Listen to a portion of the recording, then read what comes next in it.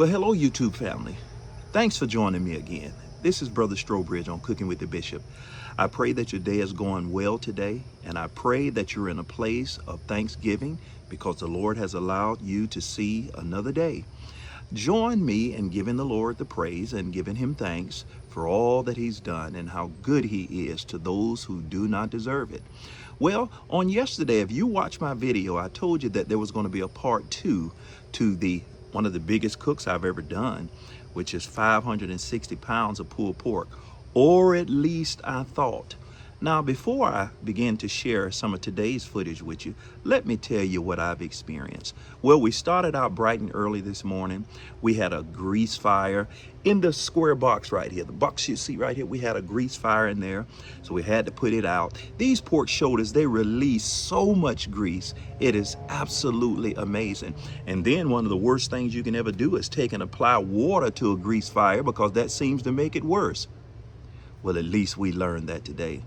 Well, just let me tell you, last night or yesterday, we cooked about 260 pounds of pulled pork on yesterday, leaving us with about 300 pounds to cook. But after we cooked it last night and we tenderized it and the meat broke down, we began to pull the meat so that we could put it in pans and store the meat. And out of 260 pounds, we got about 135 to 140 pounds of pulled pork. And so now our numbers are off. And so I had to get my future son-in-law to run out to my wholesaler today again and buy another 200 pounds of pulled pork. So I'm cooking a total of 700 pounds of pulled pork. Guess what? Now, this is what's amazing. To come up with about 375 pounds of pulled pork. That's right. You're going to lose about 30 to 40% of your weight in the grease or the juice that it releases through the tenderizing. And so you have to cook almost 700 pounds to come out with about 375 pounds. And so today you're going to see where the numbers on the video has changed from 560 to 700 pounds so that we can meet the weight amount that we're actually being paid for. But I thank you for joining me on part 2 today. It's going to be a good video. We'll get a chance to show you here in a moment how the grill is loaded. We've got the box loaded today. We've got both sides of the grill loaded, and we're going. And it's so much pulled pork that I had to put some on my pit boss in the back. So I've got pork shoulders on the pit boss. I've got pork shoulders on the big grill. I've got pork shoulders just all over the place. It's driving me crazy. But I have confidence in the Lord that no matter how weary or how tired this may make me, the Lord granted this opportunity. And I want you to understand that whenever you pray to the Lord for something and he gives you an opportunity to achieve what you have prayed for, never be afraid of how big the opportunity is. Because if he brought you to a big opportunity, he will also give you the strength, the courage, and the wherewithal that is needed to see to it that you can handle the job and that you can make it through it. And so thanks for joining me on this video, part 2, Cooking with the Bishop. So our numbers have changed from 560 pounds to 700 pounds to achieve our goal of 375 pounds of pulled pork to feed about 1,200 people. Stay tuned and pray for me. I've been going at it since yesterday, and it looks like it won't be over until about 11 o'clock tonight. So keep me in your prayers. God bless you, and he showed that by sending Jesus Christ, his son. Hang in there. All right, YouTube family, let me go ahead and show you what the grill is looking like today. And also, this grill, the videos don't really do it any justice, but this grill is about 9 foot long. Maybe more, it might be about 10 feet, but the video doesn't do it any justice. It makes it look a lot smaller. But here's what we got going on in this box. And so we've got 3 on each shelf in this box. Got some water pans in here. Got our fire at the bottom. This is a cooking box, I tell you. And I've got some wood up top to kind of dry it a little bit. I don't think it's completely dry. Let's see what we got in the tank here. Here's what we have in the tank.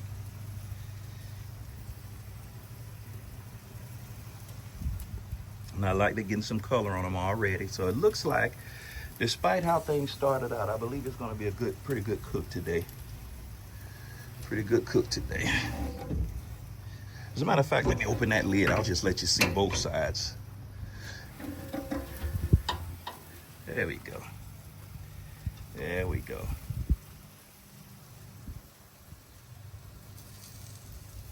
And so we cooked about 270 pounds on yesterday. And so we're cooking another 4.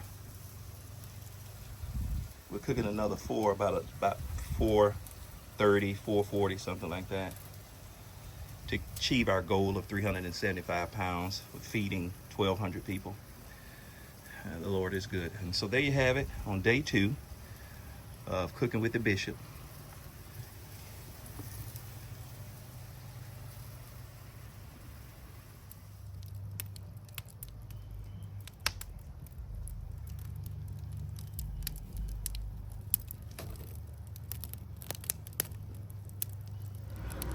Okay, YouTube family, here's a little bit we have on the pit boss. We got some more shoulders on the pit boss as well. Look at how that water is turned. So we had to put these on the pit boss because they would not fit on the grill. And then I have another one here just in case. Another one just in case. Can you see me? Another one just in case. Thank God for a sense of humor. YouTube family, it is extremely hot out here today.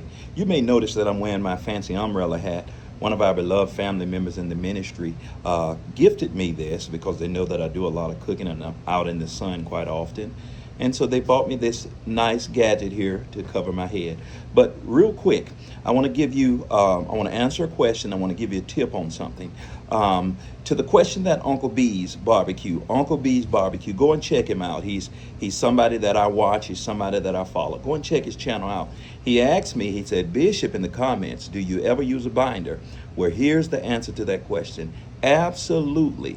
But in this case where there are so many pork shoulders and I'm really on I'm on time restraints, I didn't use a binder today. I know that's like a big crime when it comes to barbecuing. But what I did is I took and I placed seasoning all over the meat, and I took my hand and I would press the seasoning down into the meat just to hurry up and get it on the grill. And then I'll spritz it or I spray it throughout the process. And then once I pull the pork, I don't rely on just the seasoning on the outside of the meat. I pull the pork and I add seasoning within the meat and mix it all around to where every bite is full of flavor. So it's not missing any seasoning at all. The second thing that I want to say, this is my tip for you for today. You may notice, I don't know what kind of wood you cook with. Me personally, I like a red oak, white oak, and a pecan. I'm not too big on hickory and things of that nature, but I'm cooking today with pecan wood. The difference between pecan wood and oak wood, this is the tip for today, pay very close attention. You may notice that when you burn oak wood, a lot of times oak will leave lumps here and there, and sometimes the piece of wood may not burn all the way. But one thing you'll notice about pecan wood is that the entire log will totally burn and just turn into ashes. And so I like the pecan wood because of the bitter coals that it creates as well. And I like the flavor. And so I'm cooking the pork shoulders today with pecan wood. And so I hope that I answered the question. Oh, also while I've got you, you may notice that when I lift the lid up on the grill, you'll notice that there is a section on the top right of the grill where there is no pork shoulder at all. It's just an open space. Why is it that way, did you ask? Well, the temperature gauge that is connected to the door on the grill, if I place a piece of meat in that section, the temperature gauge will go completely down into that meat and I won't have an accurate reading on the temperature inside of the grill. And so it behooves me, or it's incumbent of me, to leave that area open so that the temperature gauge can hang freely and read the temperature inside of the grill. Does it make sense? Did you get that?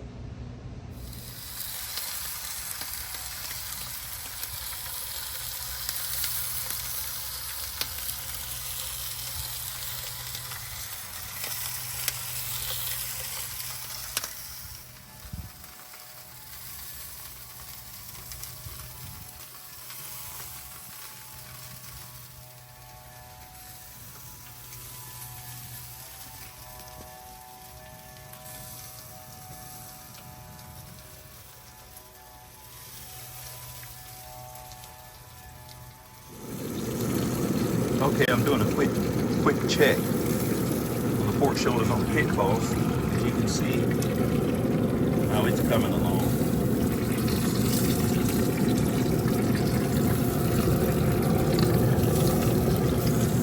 These on the Pit Boss.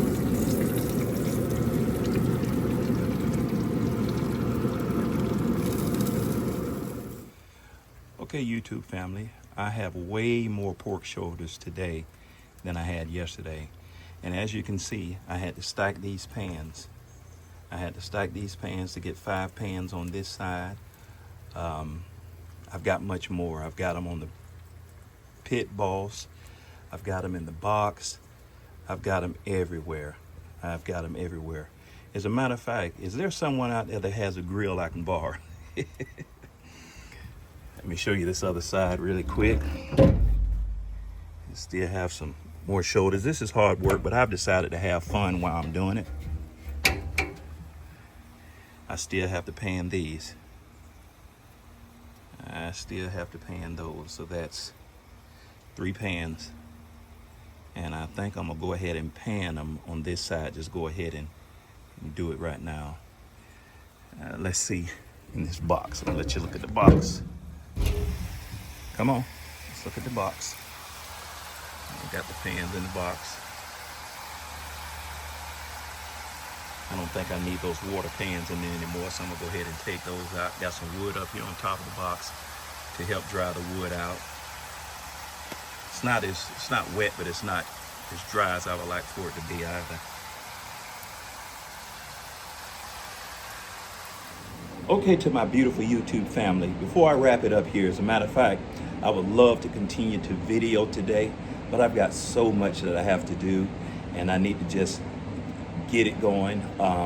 But I want to say this, just let me give you a quick overview of what's going on. I started out with 560 pounds of pulled pork because the order that was placed was to feed 1,200 people, and the customer specifically wanted 375 pounds. Well, I went out and bought 560 pounds, believing that it will equate, after losing at least 30% of the liquid or its weight, that it would come close to the 375 or be right there at it. But unfortunately, after weighing it up and storing it and everything, it came nowhere close. All the pork I cooked yesterday.